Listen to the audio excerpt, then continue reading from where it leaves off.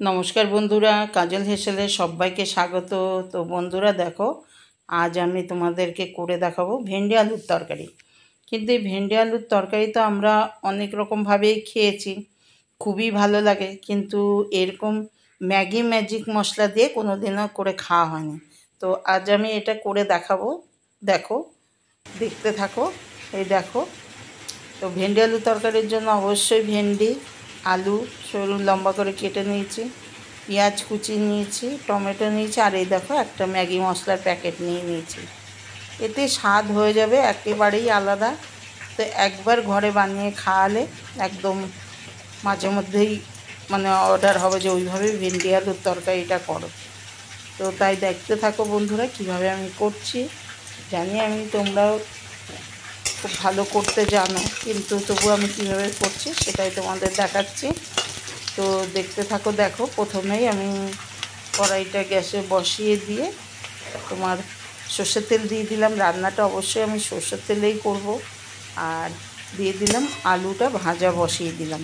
তো তার মধ্যে দিয়ে দিলাম সামান্য হলুদ আর সামান্য নুন। তো নুন হলুদ দিয়ে আলুটা সুন্দর করে ভেজে নেব। নর্মালি আমরা অনেক রকমভাবেই খেয়েছি ভেন্ডি আলুর তরকারি, আর এইভাবে ম্যাগি মশলা দিয়ে ম্যাগি ম্যাজিক মশলা দিয়ে তো ম্যাজিকের মতোই কাজ করবে, স্বাদটা একদম ম্যাজিকের মতোই অন্যরকম হয়ে যাবে। আর এটা রুটি পরোটা দিয়ে তো ভালো লাগবেই, ভাত দিয়েও অনেক সুস্বাদু একদম একটা পদ এটা। তো দেখো, আলুগুলো আমার ভাজা হয়ে গেল। আলুটা আমি তুলে নিচ্ছি, ভাজা আলুটা। তো এবার আমি ভেন্ডিগুলো ভেজে নেব। তো ভেন্ডিগুলো প্রথমে গোটা ধুয়ে নিয়ে, তো গোটাই ভেন্ডিগুলো দিয়েছি, ছোট ছোট ভেন্ডিগুলো। তো এ মাথা আর ও মাথা একটু করে কেটে ফেলে দিয়েছি, বাদ দিয়ে দিয়েছি। তো দেখো, এটাতে আর নুন হলুদ দিলাম না, যে আগে আলুটা ভেজেছিলাম তখন নুন আর হলুদ দিয়ে ভেজেছিলাম, ওই তেলটার মধ্যেই ভেজে নিচ্ছি ভেন্ডিটা, ওই জন্য আর নুন হলুদ দিলাম না, এতেই হয়ে যাবে। দেখো, এখনও নুন বোঝা যাচ্ছে, ওই জন্য আর এক্সট্রা করে আর নুন দিলাম না। তো এবার ভেন্ডিটাও এইভাবে ঠিক ভেজে নামিয়ে নিলাম। নেওয়ার পর আবার একটু সর্ষের তেল দিয়ে দিলাম, দিয়ে একটা গোটা শুকনো লঙ্কা ফাটিয়ে আর একটু সামান্য সাদা জিরে ফোড়ন দিলাম। তো দিয়ে এবার দিয়ে দেবো কোচানো পেঁয়াজ। এখানে একটা বড় সাইজের পেঁয়াজ কুচিয়ে নিয়েছি। পেঁয়াজটা হালকা এর সাথে ফোড়নের সাথে ভেজে নেব।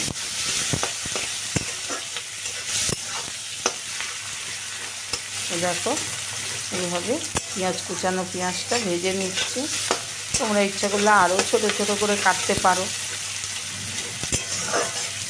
আমি এইভাবে কেটে নিয়েছি পেঁয়াজটা, তো ভেজে নিচ্ছি। দেখো, মোটামুটি আমার ভাজা হয়ে গেছে পেঁয়াজটা। এবার এর মধ্যে কিছু আমি মশলা অ্যাড করব। তো প্রথমেই সামান্য হলুদ দিয়ে দিলাম, দিয়ে দিলাম টমেটো কুচিটা।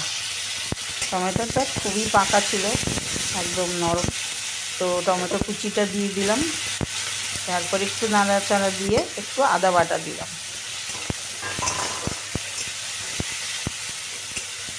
আদা বাটা, টমেটো একটু পেঁয়াজের সাথে ভাজা ভাজা করে নিচ্ছি, যাতে আদার কাঁচা গন্ধ না থাকে, ততক্ষণ একটু ভাজা ভাজা করে নিলাম।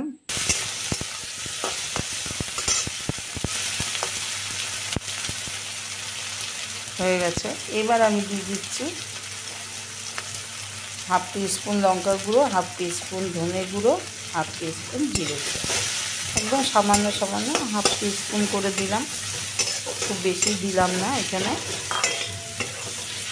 কেন আমি ওই মশলাটা দেবো, ওই মশলাটারই তো গুণটাই আলাদা, ম্যাগি ম্যাজিক মশলাটার।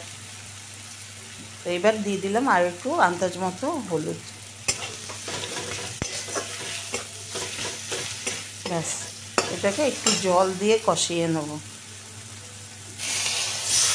সামান্য একটু জল দিয়ে দিলাম, দিয়ে এবার কষিয়ে নিচ্ছি।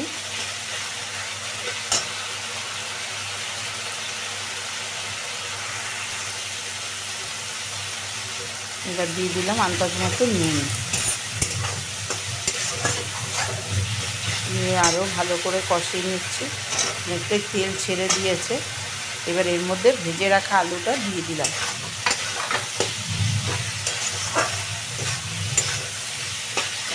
আমি 4 মিনিট মতো ধরে মশলাটা কষিয়ে নিয়েছি। তো এবার কষানো হয়ে যাওয়ার পর ভাজা আলুটা দিয়েও একটু নাড়াচাড়া করে দিলাম। দিয়ে ভালো করে মশলার সাথে মিশে গেছে। দিয়ে এবার আমি ভাজা ভেন্ডিটাও দিয়ে দিলাম। এই ভেন্ডিটা কিন্তু একদম ভেঙেও যাবে না, আর এইভাবে করলে যে ভেন্ডির একটা কি বলবো স্লিপ স্লিপ ভাব থাকে, সেটাও কিন্তু হবে না। তো এবার দিয়ে দিলাম জল আন্দাজ মতো।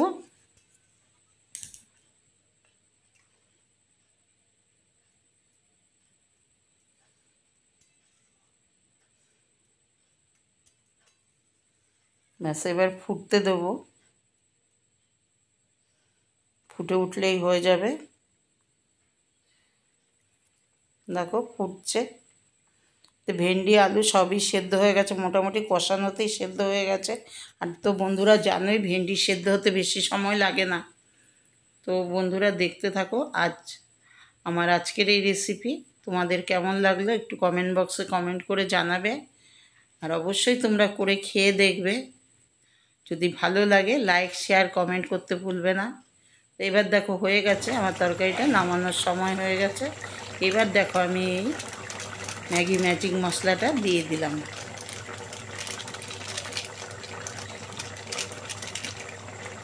যেমন গরম মশলা দেওয়া হয় তরকারিতে নামানোর আগে, তো তরকারি হয়ে গেলে সেইভাবেই আমি ম্যাজিক মশলাটা দিয়ে দিলাম। এরপরে কয়েকটা চিরা কাঁচা লঙ্কা দেব। তো হয়ে যাবে আমার একদম রেডি। তারপরেই নামিয়ে নেব তরকারিটা। তো বন্ধুরা, আমার চ্যানেলে কেউ নতুন বন্ধু হয়ে এলে আমার চ্যানেলটিকে সাবস্ক্রাইব করার অনুরোধ রইল। আর পাশে থাকা বেলটি অবশ্যই প্রেস করবে, তাহলে আগামী দিনে যত নিত্য নতুন রেসিপি আমি দেব তার আপডেট সবার আগে তোমাদের কাছে পৌঁছে যাবে, সবার আগে তোমরা দেখতে পাবে। ব্যাস এবার কটা চেরা কাঁচা লঙ্কা দিয়ে নামিয়ে নেব। তো বন্ধুরা, আজ এই পর্যন্তই। আবার আসবো অন্য কোনো রেসিপি নিয়ে। আর তোমরা এতক্ষণ দেখার জন্য তোমাদের অনেক অনেক ধন্যবাদ। ভালো থাকবে।